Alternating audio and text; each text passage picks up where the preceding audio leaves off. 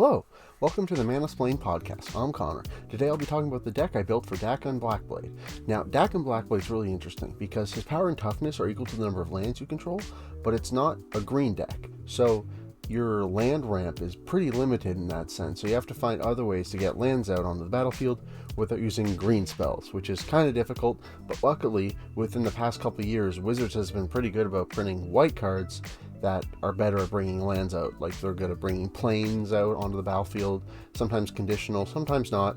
So that's been great, and that really helped me build this deck and kind of do what I was trying to do.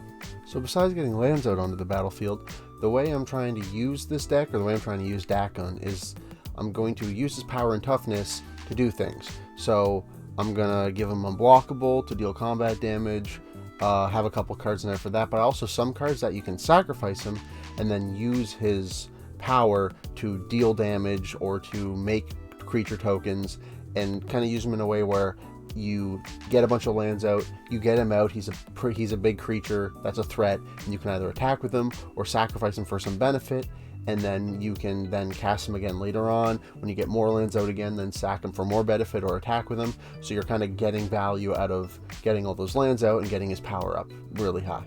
Don't forget to like, subscribe, and comment.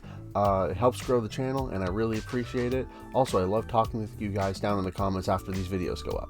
So for the deck breakdown, there's 7 theme cards, 13 sub-theme cards, 8 synergy, 3 protection, and 3 cards which I call the combat category, as well as 10 draw cards, 18 ramp cards, 11 removal, 3 wipes, and 38 lands. So the theme category is a little low. That's because it's not really the main theme of the deck. The main theme of the deck is ramp and the 18 cards that fill the ramp category there to get all the lands out. So that is the main theme category. So that's the first category I'm going to be going over.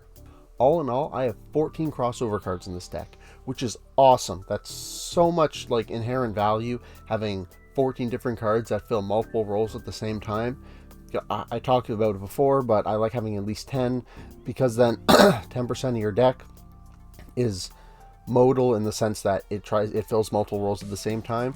So the more cards you have like this, the more value each draw you get to do makes. So by having 14 here, it makes drawing cards even more valuable. Now for the ramp category. So like I said earlier, since we don't have green, the land ramp is a lot more limited than you would like it to be for a deck like this, because literally the whole deck is just get lands out, because that's your commander's power and toughness. So because of that, you really have to not like scrape the bottom of the barrel, because white does have some pretty good effects for it that are like, it's a lot better than I thought it was going to be, honestly. But you do have to find like cool ways to synergize and use them in other ways properly, because you need to like get that extra little bit of value out of them, because it's not as straightforward and as easy as it would be in green. That being said, this is probably the strongest card in the deck. It is so powerful. So its cost is 3, a blue, and tap it, and also discarding a card and sacrificing a land is in the cost. So it's a pretty high upfront cost.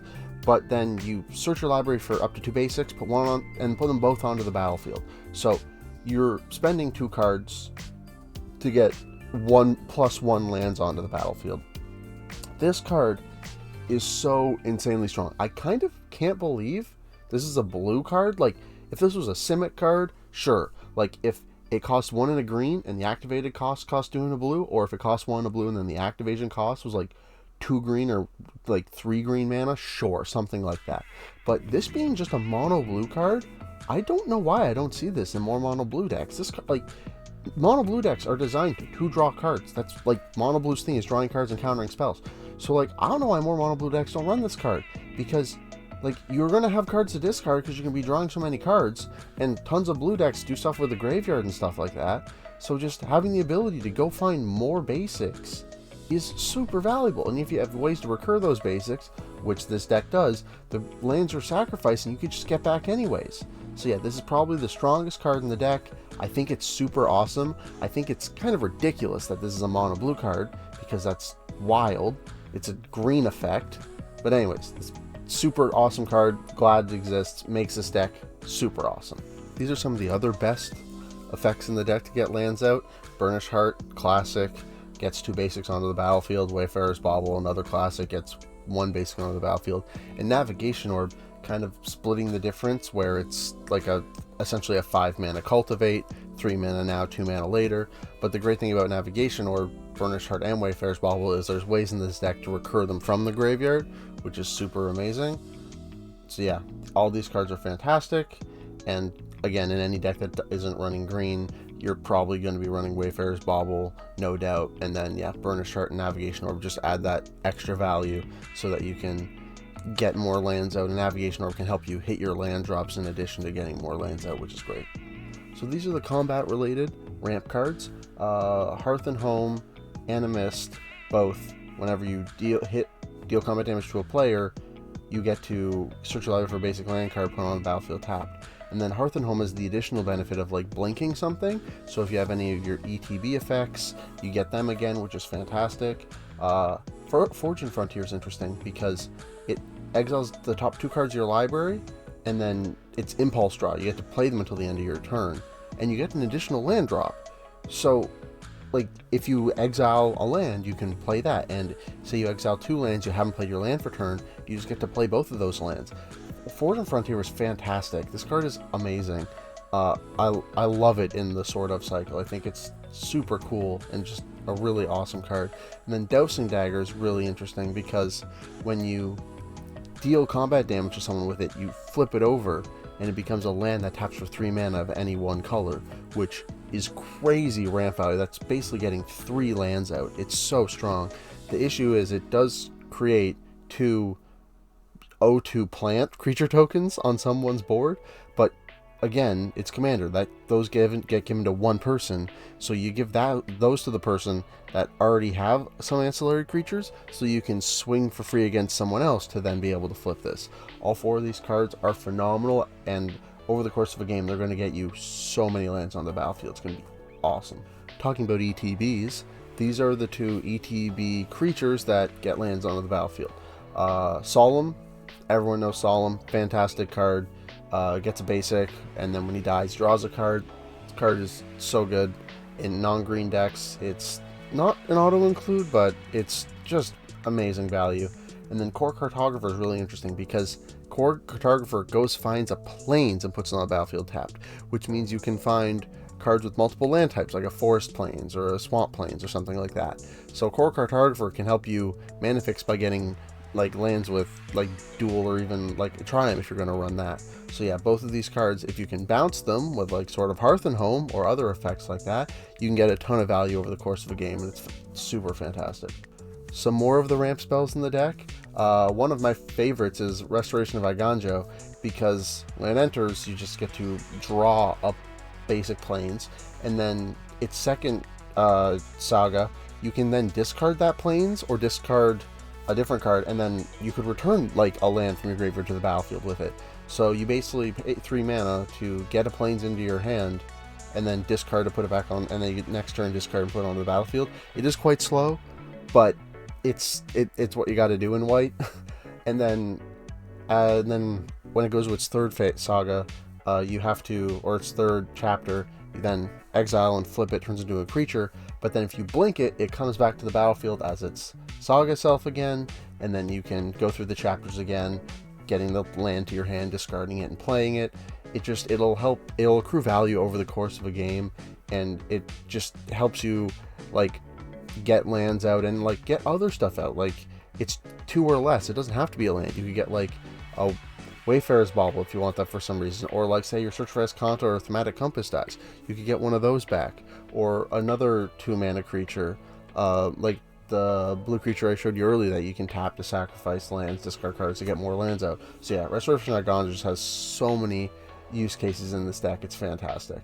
Archaeomancer's map's really interesting here because since you're going to be getting so many land drops, you're never going to miss a land drop, plus you're getting so many more off these other cards, you're probably not going to have more or less lands than your opponents, but there are often green decks at tables, so you'll be able to, like, there'll be an opponent that is ramping hard, so sometimes you will have less lands than them.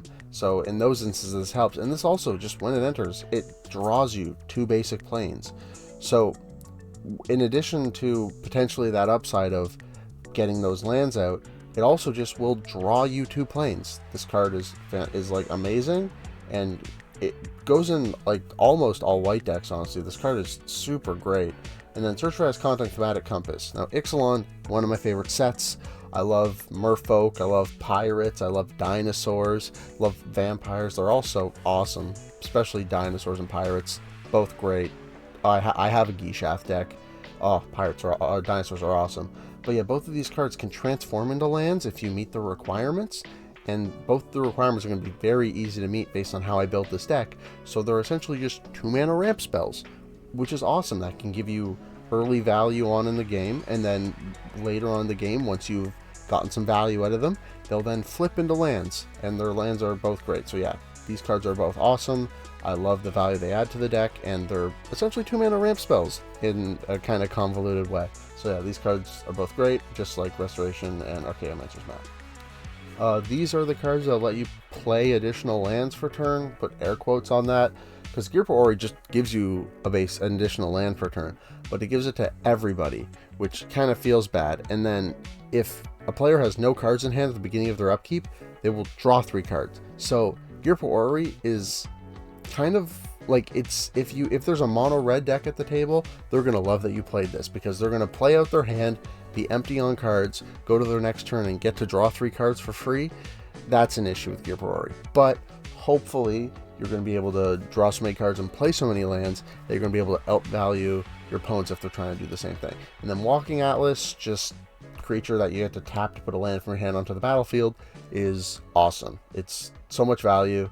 Also, the art is phenomenal. It's so cool. But yeah, both these cards great, letting you get more than 1 land on the battlefield every turn. Yeah, no, these cards are awesome. And then finally, the only 2 non-land ramp spells in the deck, being Sol Ring and Arcane Signet. Now, I was torn on this because they're not land. They don't help Dakkon do what he's trying to do. But Sol Ring is just, it's so ubiquitous. It's almost an auto-include in every deck. It's just too strong in so many cases because it helps you cast all of your other land ramp effects, and it helps you just accrue so much value over a game. It's very hard not to include in almost every deck.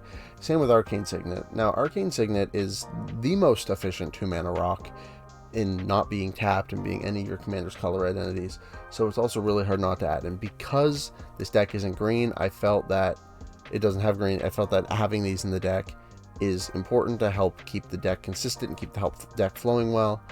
And yeah, so if it had green, I probably wouldn't have ran these.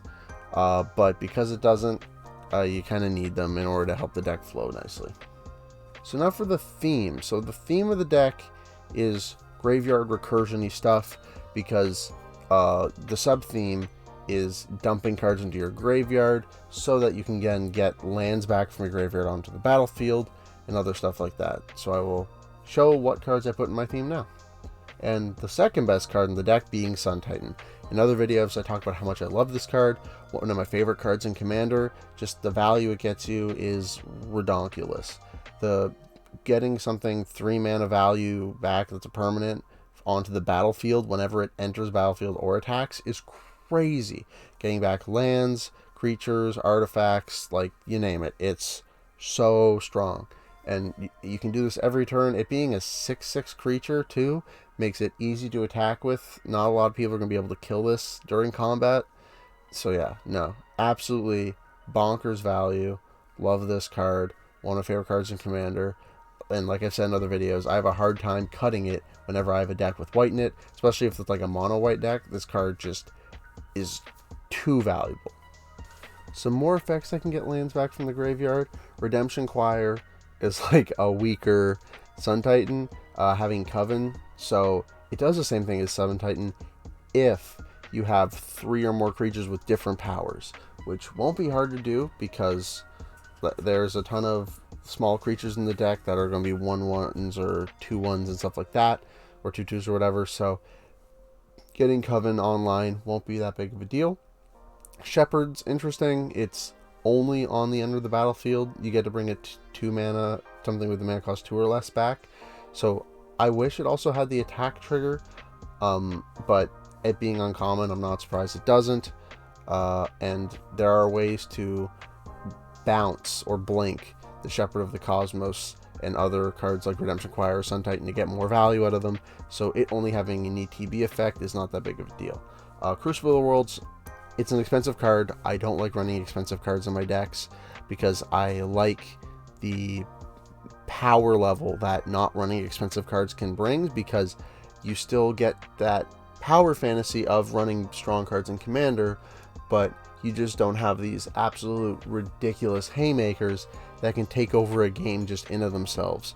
So Crucible of the Worlds, I don't think it'll do that in this deck, because it's just letting you play lands from your graveyard, which means you're never going to miss a land drop, which is awesome, but you're not really abusing it by having a ton of additional land drops in a turn. So I don't think it's going to be too big of a problem in this deck. It's not going to be super abusable because of that. It's not like you're running fetch lands and OG duels and shock lands and then play 5 additional lands per turn. Like, it's not doing that. So it's in air quotes fair Crucible of Worlds, even though that's kind of funny. And then Trove Warden is a super awesome card that it'll let you exile a bunch of shit from your graveyard, which is awesome, because when it then eventually dies, all the stuff you exiled with it enters your battlefield. So you can exile you can exile lands, you can exile permanents with CMC 3 or less, just whatever, and it collects a bunch of junk, and then it dies and spews all that junk onto your battlefield. The issue with this card is if it ever gets blinked, or if it gets exiled, all the stuff that it exiled will go away. You don't get to see it again. So you do have to be careful about that, but I think that just the sheer amount of value this card can bring, and it also will sway attacks against you, because say it has like 3 lands under it, and like an enchantment or an artifact, people won't want to attack you, because if they do, you could block with this, it could die, and then you get a bunch of stuff onto the battlefield.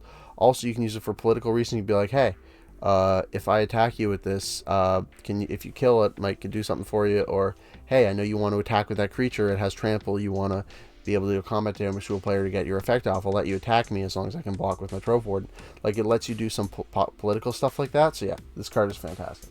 Now, the last 2 cards of this category, brought back in Savine's Reclamation.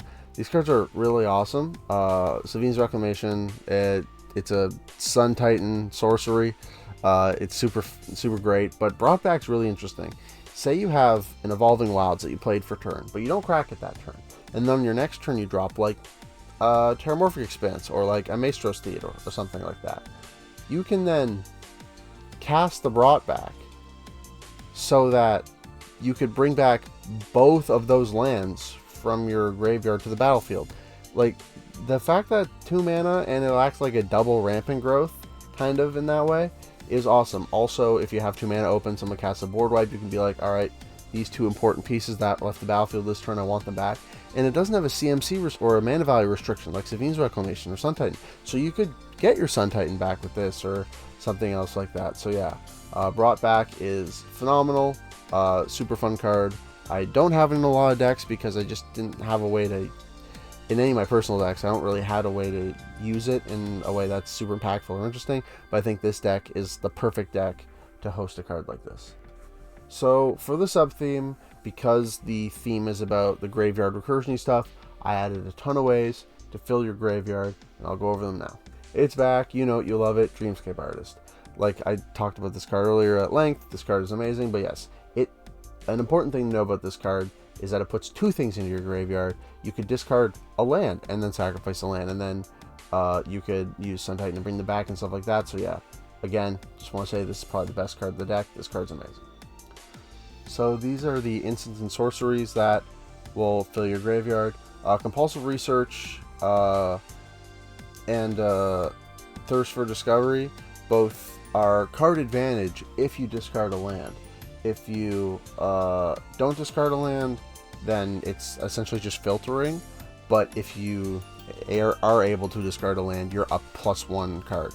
So yeah, these cards are both great. Drawing 3 cards is awesome, and you want to put lands in your graveyard anyway, so the discard a land thing is like a benefit here.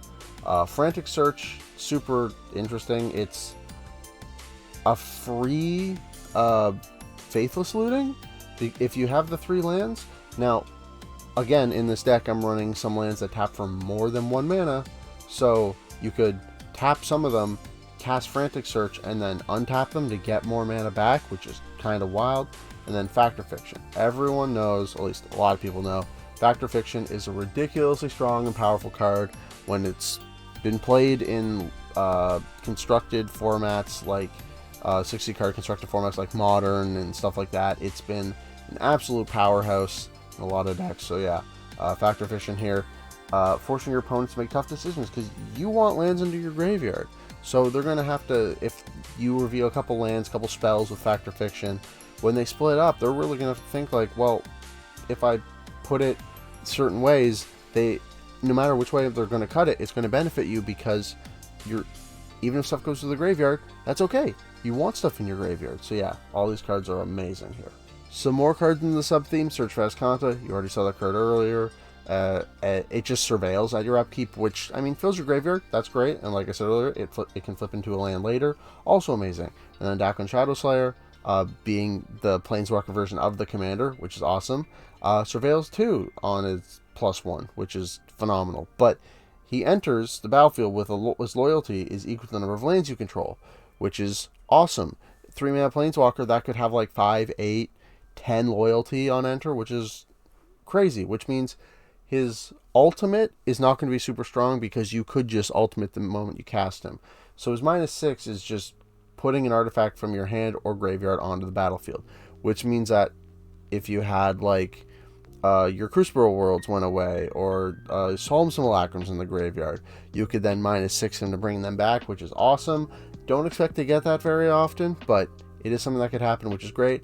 And his -3 exiling a creature is phenomenal removal. So these cards are just like the way they fill the graveyard and draw you cards is great. Merfolk Looter, Thought Courier, and Rona all just tap to loot. Draw a card, discard a card. Like, it's just 2 mana. To do that every turn is amazing value. Teferi Master of Time, you get to do it on everybody's turn, which is like ridiculous. That's 4 instances of draw, discard per rotation of the table. That's crazy. The amount of card filtering you get to do there it's insane. Tezzeret being just draw 2, discard 2 is another just great filtering. And if you discard an artifact card with it, then it is card advantage. So it does have that modalness of being just discarding lands and whatever. Or you could discard an artifact if you wanted to keep cards. And then Trade Routes is a super interesting card that I did not see until making this deck, where you can pay 1 to discard a land to then draw a card. That's awesome. Also, you can pay 1 to return a land to its you control to its owner's hand. That would be more for like a landfall deck if you were like needed to just bounce lands back to your hand to hit your land drops for turn or something to get landfall triggers off, which this deck isn't doing a ton of. But the fact that you can just pay 1 to discard a land out of your hand to replace with a new card, it's all of your lands have cycling 1 is basically what Trade Route says. So yeah, that card is just amazing. Like, holy crap, it's so good. It's the blue version of Tectonic Reformation, but slightly better in some ways. So yeah, no, all these cards are great. So the synergy category is kind of all over the place. For like sub-theme and theme, they're pretty like on brand. They're all kind of focused, but synergy has like multiple different subcategories inside of it, which I'll go over now. So this is the Blink subcategory of the synergies. All these cards just at beginning of your end step, exile a creature or in teleportation circle. It can also exile an artifact, and then you return to the battlefield under your control. So all of them will, like your Core Cartographer, Soul and Simulacrum, Sun Titan, all those effects, you'll get additional triggers of them on your end step. These cards are all fantastic. Soul Herder being probably my favorite card art in all of Magic. Just, it's haunting and beautiful and absolutely amazing. Seb McKinnon is a madman who makes just some of the most insanely beautiful Magic Gathering art I've ever seen. So yeah, all these cards are great, and I'm really happy I finally got to put Soul Herder in a deck on this channel because, like I said, it is my favorite art, and the card is, like, so pretty. Holy crap. These cards, though, these cards are 2 of the win cons for the deck. They both will sacrifice a creature for a benefit. Ghoul Caller making X 2/2 black zombie creature tokens, where X is sacrifice creature's power. So, say you have 10 lands out, you cast Dakkon, you then use Ghoul Caller to sack them, you get 10 2/2s. Just like that, which is kind of ridiculous. Like, that value is crazy. And the fact that later on you could then cast them again, sack them to get more 2/2s, and like, say you didn't want to do that, you could even just pay a mana to turn one 2/2 zombie into two 2/2 zombies. So after you get one out every turn, you could just double, like, sack a zombie to double it. Like, yeah, Ghoul Caller Gisa is super great in this deck because sacking Dakkon to her will get you a crap load of zombies out there, but also because she can kind of just churn zombies out on her own. And then Bloodshed Fanatic is awesome because could just kill one of your opponents. Like, if you have 10, 12 lands out, that's a 20, 24 life swing, dealing the damage and then you gaining the life.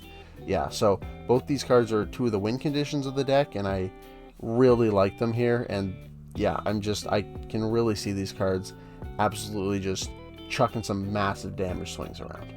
And then the last two cards of the synergy category, Containment Construct and Maria Shepherd. So I'm not really running a lot of landfall cards because I didn't want the deck to be just a landfall deck, because I feel like that's too easy to do, and I wanted the deck to be more interesting than that. So I went the Ghoul Caller Gisa kind of way of using Dakkon's power to do some shenanigans. But Maria Shepherd is just so good, where you can get non-land permanents from your graveyard to your hand whenever land ETBs, or if it was a plains, it goes straight to the battlefield, and it has no CMC restrictions, so this can help get back some of your important pieces. Like I've said before, maybe your Sun Titan died, you can get him back, and then when he enters, you bring something else back with him. Mary Shepherd, just so amazing here. And then Containment Construct, also, whenever you discard a card, you can exile and then play it. Being that you don't have your land for turn, you didn't play your land for turn, you Merfolk Looter, tap it, draw a card, discard a land, Containment Construct, you can then play that land. So yeah, Containment Construct, amazing in cycling decks, obviously, but also if you're doing a lot of looting, it just can let you play lands from when you discard them. It's essentially like getting a free land play. A lot of times, it will act like a Crucible of Worlds, letting you play your lands when you discard them, essentially playing them from your graveyard. So yeah, both these cards are awesome. Containment Construct, sleeper, one of the best cards in the deck that won't get looked at. When people look at your deck and they're looking for threats, what's the biggest issue here, they're probably not going to look at Containment Construct. They're going to look at some of the bigger things, while Containment Construct just generating you so much value over the course of a game. Now for the protection. Protection's kind of low in this deck because your commander doesn't really, like, if it dies, it doesn't matter. It's not doing anything just on its own. It needs other cards from the deck to really do stuff. He's not an engine, he's not a value piece, he's just a stat line that you're going to abuse in some ways. So there's not a lot of protection, and the protection will be more important to be put on one of your value pieces that is accruing you value, so that you can then use Dakkon. So here are the protection pieces. So these are the 3 protection spells. You've seen them in my other videos. They're all phenomenal, amazing commander cards. The one issue you got to look out for with Lightning Greaves and Whisper Silk Cloak is the Shroud. Shroud does this funny thing of biting you in the butt when you least expect it. Like, you play your Sword of, and then you go to equip it on your creature, and then you're like, oh wait, it has Whisper Silk Cloak on it. I have to pay to unequip the Whisper Silk Cloak to equip it to something else, so then I can equip my Sword of. Well, that's unfortunate. So you do have to be careful about that with Lightning Greaves and Whisper Silk Cloak, but other than that, all 3 of these cards, absolutely phenomenal. Now for the combat category. This is using Dakkon's power to hopefully getting some commander damage lethal in, giving him some unblockable, and letting him swing for the fences. So Prowler's Helm and Trailblazer's Boots are semi-conditional unblockable.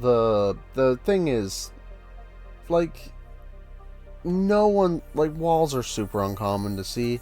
The most common wall you're going to find is like Crashing Drawbridge, but people are going to be tapping that to give haste. So Prowler's Helm is very like 99% of the time unblockable. And Trailblazer's boots, also just non-basic land walk. Everyone's running non-basics. Even in your monocolor decks, you're still running non-basics because, like, why wouldn't you? Stuff like even just Path of Ancestry, just letting you scry when you cast your commander.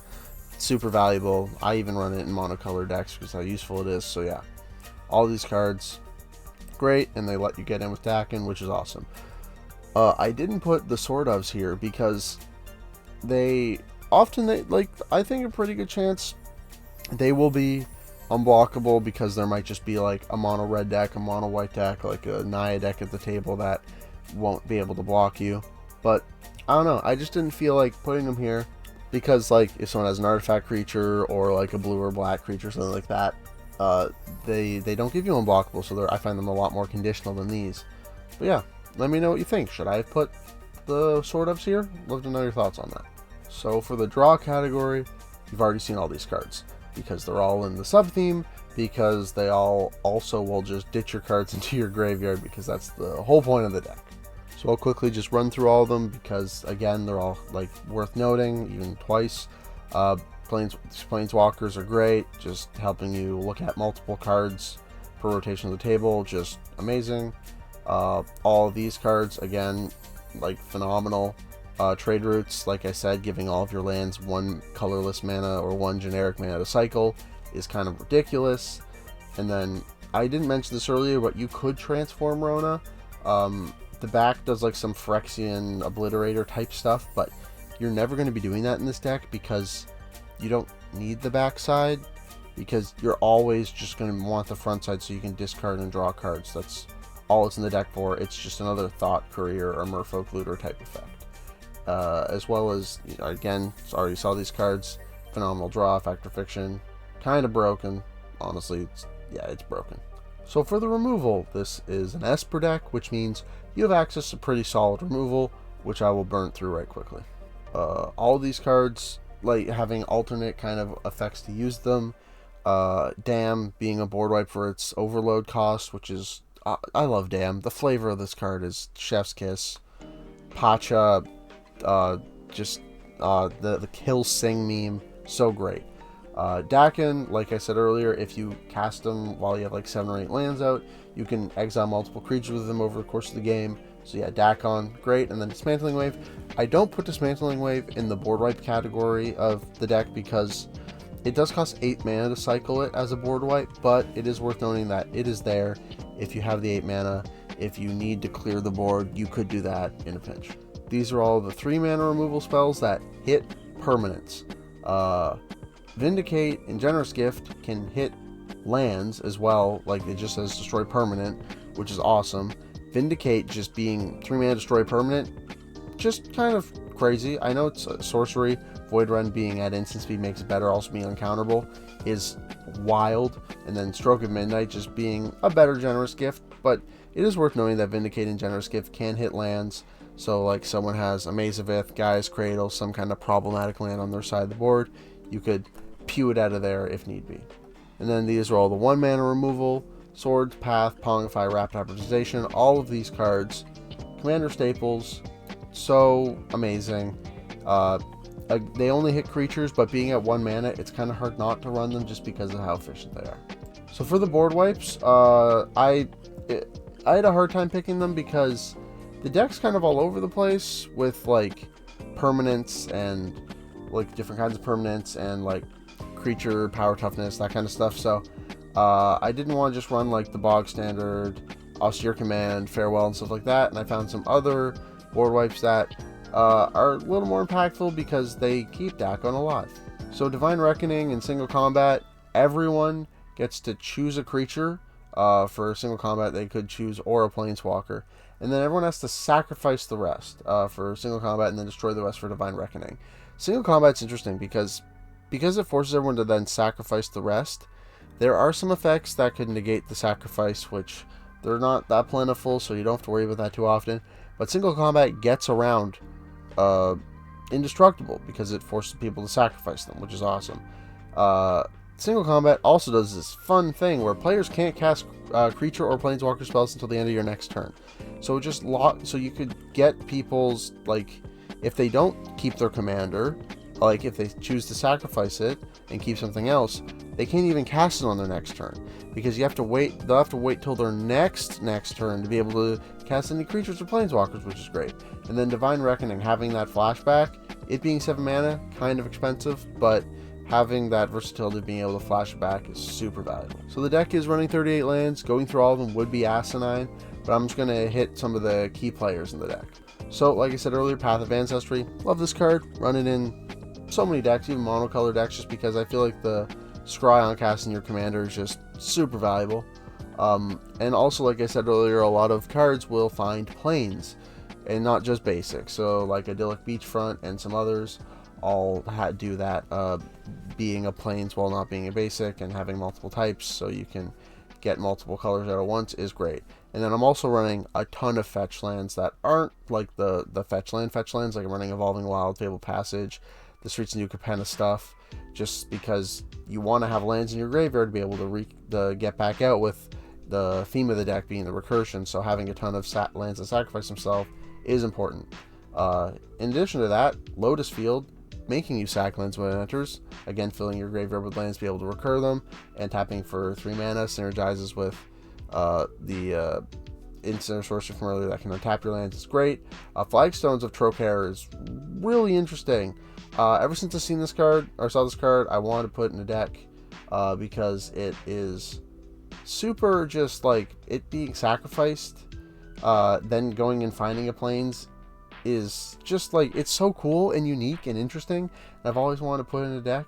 So yeah, I'm glad I found a deck to put it in, because again, the card is just so cool. And then Command Beacon, it's just like you're going to be recasting your commander a couple times because of like sacrifice effects and stuff. So because of that, Command Beacon I thought would be a good fit here. And then like the special land that I'm currently hiding right now, Terrain Generator.